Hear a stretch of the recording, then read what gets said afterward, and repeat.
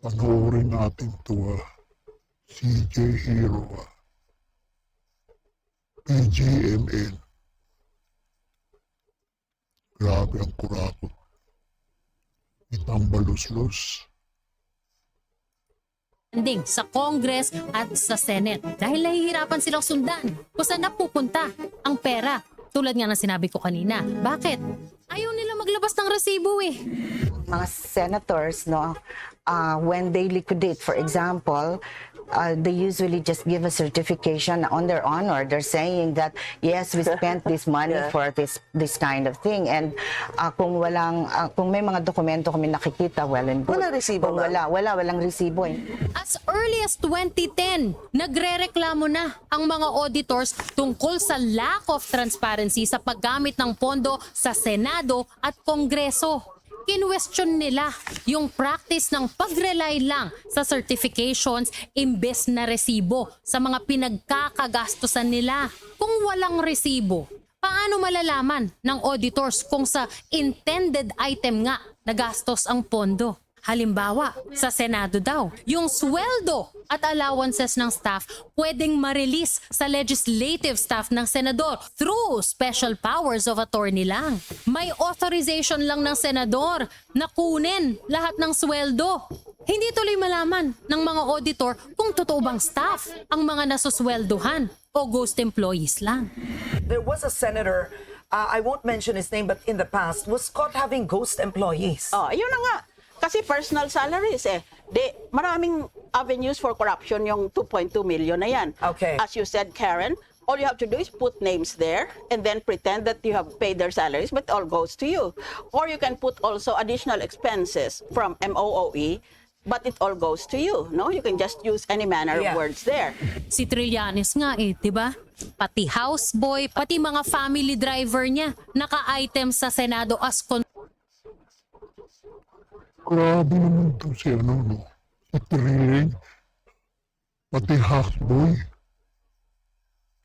Hayop talaga. Hayop talaga, Grabe talaga. consultant. Tapos 16 members ng Magdalo Group na nakasama niya sa mutiny, naka-item din as consultants. Pati campaign donors niya. Sa akin talagang kailangan ko sila Talagang sila yung tumutulong sa akin So, Upal ka, Trilling ka, ina mo.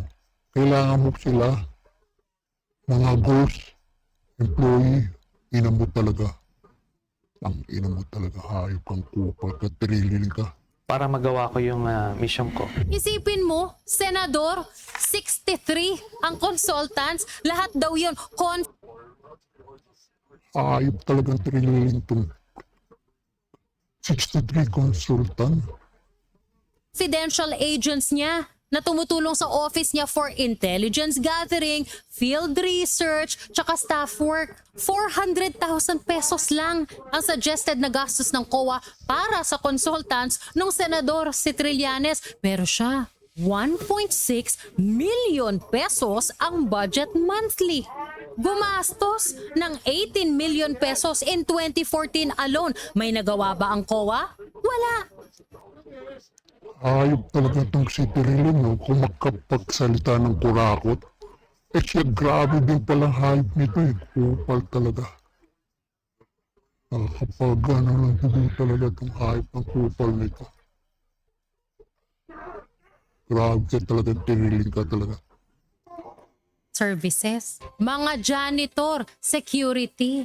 Wow! From 214.96 million pesos noong 2022, tinaas ang budget para dito to 425 million pesos in 2025. Excuse me po, 130 million lang ang pinakamataas na ginastos ninyo dyan according to COA, and that was in 2023.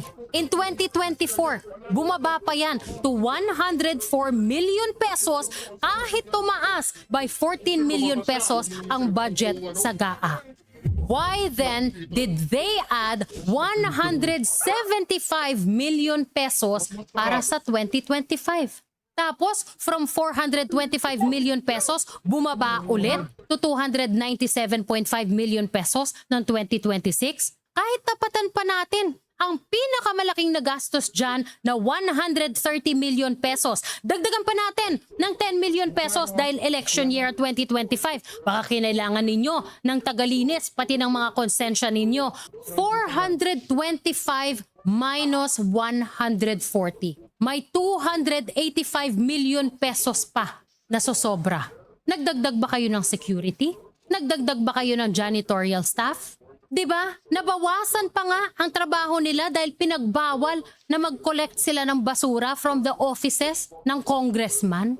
Magkano po ang sweldo ninyo dyan, mga janitor, mga security sa kongreso? Alam ko po naka-agency kayo. Pero mga ma'am, mga sir, kayang-kaya hong doblehin ang sweldo ninyo dyan dahil may budget for it. Naramdaman niyo po ba yon? Sana man lang po, naambutan. Sana man lang po, naambunan kayo ng budget na yan. Kasi meron po, may pera. Ginamit yung item ninyo para pakapalin ang budget ng Congress. Pati item ninyo, ginamit. Naramdaman niyo po ba? Imagine how much your lives could change kung sa inyo talaga napunta ang budget na yan. Kung ako po sa inyo, mag-iiwan po ako ng patay na daga sa vent ng mga swapang dyan kasi buwisit talaga sila. Pati janitor, security, kinukupitan pa.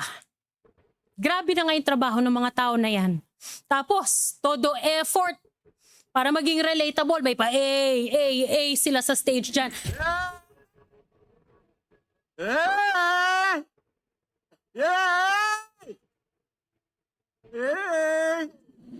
Tapos ganyan ang trato ho sa inyo ng mga janitor. Gago.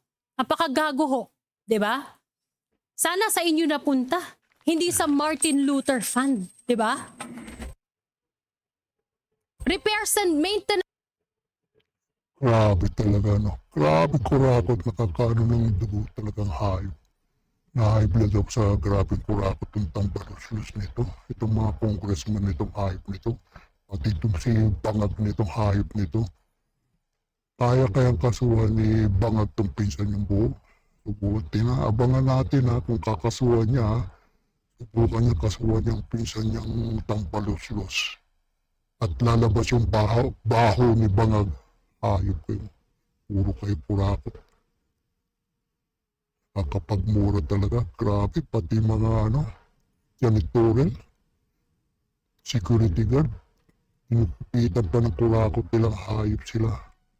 Hayop talaga sila. Grabe.